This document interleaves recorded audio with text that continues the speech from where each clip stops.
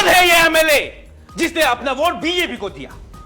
और कौन है ये एमएलए जिसने जम्मू में प्रॉपर्टी खरीदी है? और कौन है ये सियासी पार्टी जो लोगों से कहती है कि मैं बीजेपी नहीं लेकिन अपना वोट बीजेपी को देती है? कि राज्यसभा इलेक्शन में किस जमात ने, किस एमएलए ने क्रॉस वोटिंग करके बीजेपी को जिताया कश्मीर में? ये कौन सी पार्टी है? खवातीन, कश्मीरियों के वोटों का सौदा किसने किया? कश्मीरियों के वोटों का सौदा किस बुनियाद पर हुआ? और कश्मीरियों के वोट किस एमएलए ने बीजेपी को दिए? राज्यसभा इंतखाबात में आम लोग वोट नहीं डालते। राज्यसभा इंतखाबात में एमएलएज जिनको हम चुनते हैं वही वोट डालते हैं कि राज्यसभा यानी पार्लियामेंट कौन जाएगा हमारी रियासत से। ये एमएलएज वोट कैसे करते हैं? उनको एक पर्ची दी जाती है, उस पर्ची पे जो है कैंडिडेट्स के नाम होते हैं कि कौन सा कैंडिडेट है और आप किस कैंडिडेट को वोट देना चाहते हैं। और जब ये वोट करते हैं उस पर्ची पे, जब ये उस पर टिक करते हैं या मोहर लगाते हैं, कहते हैं कि मैं अपना वोट नेशनल कॉन्फ्रेंस के इस कैंडिडेट को दे रहा हूं। जब ये उस पे मोहर लगाते हैं, जब ये उस पे साइन करते हैं, जब ये उस पे टिक मारते हैं कि मेरा वोट किसके लिए है, कि किसको मैं राज्यसभा भेजना चाहता हूं, तो राज्यसभा में एक रूल होता है, राज्यसभा इलेक्शंस में एक रूल होता है कि जब आप पर्ची पे वोट डालते हैं आपको यही वोट अपने पोलिंग एजेंट को दिखाना है। और ये पोलिंग एजेंट जो है पार्टी तय करती है कि कौन होगा। मैं आपको मिसाल के तौर पर समझाता हूं। नेशनल कॉन्फ्रेंस के जितने भी एमएलए हैं जिनको वोट देना है उनके लिए नेशनल कॉन्फ्रेंस ही एक एजेंट रखती है। और इस एजेंट का काम क्या होता है? इस एजेंट का काम होता है कि जब नेशनल कॉन्फ्रेंस का एमएलए अपना वोट मार्क करे, जब वो अपना वोट जो है डालने के लिए जाए, तो वोट डालने से पहले जब वो उस पर ठप्पा लगाए, साइन करे, टिक मारे कि मेरा वोट किसके लिए है, वो इस एजेंट को, नेशनल कॉन्फ्रेंस के एजेंट को अपना वोट दिखाता है और कहता है कि देखो जी, मेरी पार्टी ने बोला है कि आपको नेशनल कॉन्फ्रेंस के कैंडिडेट को वोट देना है, मैंने दे दिया। ऐसा प्रोसेस होता है। इसे पॉलिटिकल लैंग्वेज में कहा जाता है ओपन बैलेट सिस्टम या ओपन बैलेट वोट, कि जहां पे आप अपना वोट छुपा नहीं सकते हैं अपने एजेंट से, अपनी पार्टी से। अपनी पार्टी से आप वोट नहीं छुपा सकते हैं, सीधे आप उनको दिखाएंगे कि राज्यसभा का इलेक्शन है, मैं नेशनल कॉन्फ्रेंस का एमएलए हूं, तो ये देख लीजिए नेशनल कॉन्फ्रेंस के एजेंट, मैंने नेशनल कॉन्फ्रेंस को ही वोट दिया। पीडीपी पार्टी है तो पीडीपी का एमएलए भी अपना वोट जो है अपने पीडीपी के एजेंट को दिखाएगा। डालने से पहले उसने ठप्पा मार दिया, लेकिन बैलेट में डालने से पहले उसको एजेंट को दिखाना है कि देखो जी, मेरे हाथ में ये वोट है और पीडीपी ने जिसको कहा है मुझे वोट देने के लिए, मैंने उसी को डाला। और तब जाके वो पर्ची, वो वोट जो है बैलेट में डाल सकता है, जो कि एक बॉक्स होता है।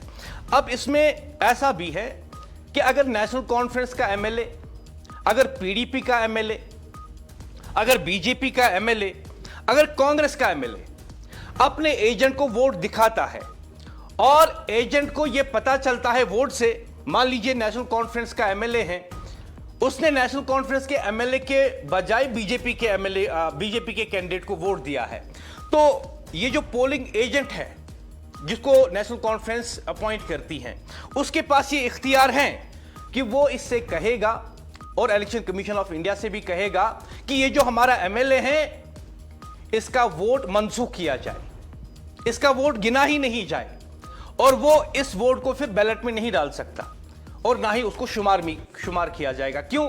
क्योंकि वो कहेगा कि पार्टी ने जिस कैंडिडेट को वोट देने के लिए इस एमएलए को बोला है, इसने उसको नहीं दिया है, इसने किसी और को दिया है। और इतना ही नहीं, बल्कि जब एजेंट को पता चले वोट देख के कि जिस कैंडिडेट को वोट देना था उसको नहीं दिया, तो उसके बाद वो एमएलए असेंबली से खारिज हो जाता है, यानी वो अब एमएलए रहेगा ही नहीं। ये कानून है, ये कानून है। अब हम बात करते हैं एदाद शुमार की।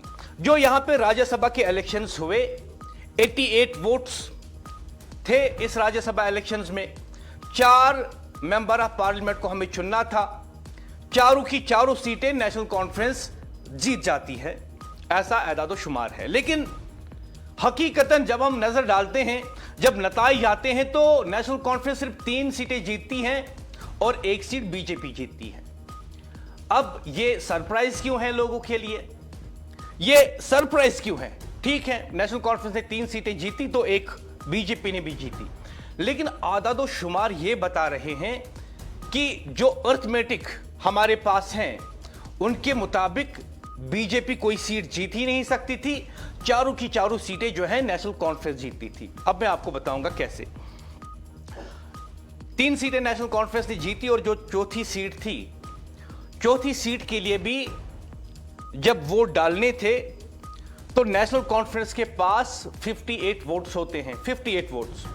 उसमें पीडीपी भी मैं शामिल करता हूं, कांग्रेस भी शामिल करता हूं और कुछ इंडिपेंडेंट शामिल करता हूं, एआईपी को लेके, अवामी इत्तेहाद पार्टी, इंडियन जनरेशन की जो पार्टी है। अब 29 वोट्स चाहिए नेशनल कॉन्फ्रेंस को कि वो चौथी सीट भी जीते, राज्यसभा की चौथी सीट भी वो जीत जाते, चौथी सीट। अब जब नेशनल कॉन्फ्रेंस वोटिंग करती है, पीडीपी उनके साथ मिल जाती है, कांग्रेस उनके साथ मिल जाती है, तो 29 वोट्स चाहिए और नेशनल कॉन्फ्रेंस से सीट जीत जाएगी। और बीजेपी के पास कितने वोट हैं? सिर्फ 28, सिर्फ 28 वोट हैं बीजेपी के पास। लेकिन अब आप सरप्राइज देख लीजिए, जो बीजेपी है उसे मिलते हैं 32 वोट्स, 32 वोट्स मिल जाते हैं बीजेपी को और नेशनल कॉन्फ्रेंस को सिर्फ 22। बताइए बीजेपी को किसने वोट डाला? पीडीपी जब आपके एमएलए ने वोट डाला तो उसने किसको अपना वोट दिखाया? किसको अपना वोट दिखाया? पीडीपी 2014 में आपने 2014 में लोगों से कहा कि अपना वोट पीडीपी को दो क्योंकि हम बीजेपी को कश्मीर से बाहर रखेंगे, जम्मू कश्मीर से बाहर रखेंगे। वोट लिए आम लोगों से, फिर बीजेपी के साथ सरकार बनाई। अब की बार यह बताइए कि राज्यसभा इलेक्शन में किस जमात ने, किस एमएलए ने क्रॉस वोटिंग करके बीजेपी को जिताया कश्मीर में? यह कौन सी पार्टी है?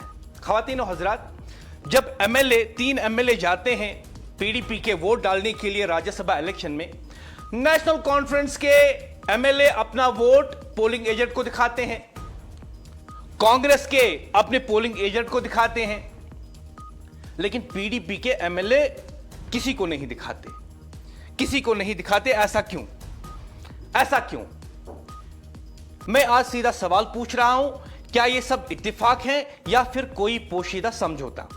और इन हजरत बात यह है कि जब कोई सियासी पार्टी आपके पास आए और कहे कि यह भी बीजेपी है, वो भी बीजेपी है, सब यहां बीजेपी हैं, सिर्फ हम वो लोग हैं जो बीजेपी के साथ नहीं, तो आप उनसे पूछ लीजिए कि राज्यसभा इंतखाबात में आपने अपना वोट किसको दिया?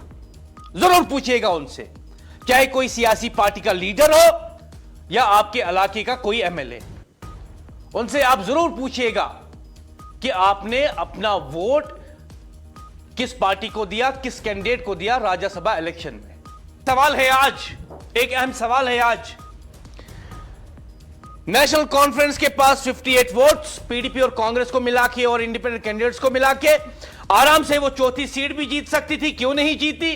क्रॉस वोटिंग किसने की? बीजेपी की मदद राज्यसभा इलेक्शंस में किसने की? जम्मू कश्मीर में किसने अपना वोट बीजेपी के कैंडिडेट को दिया? किसने क्रॉस वोटिंग की? और ये बताइए, जिसने क्रॉस वोटिंग की क्या पैसे खाए उसने? और मुझे यह भी बताया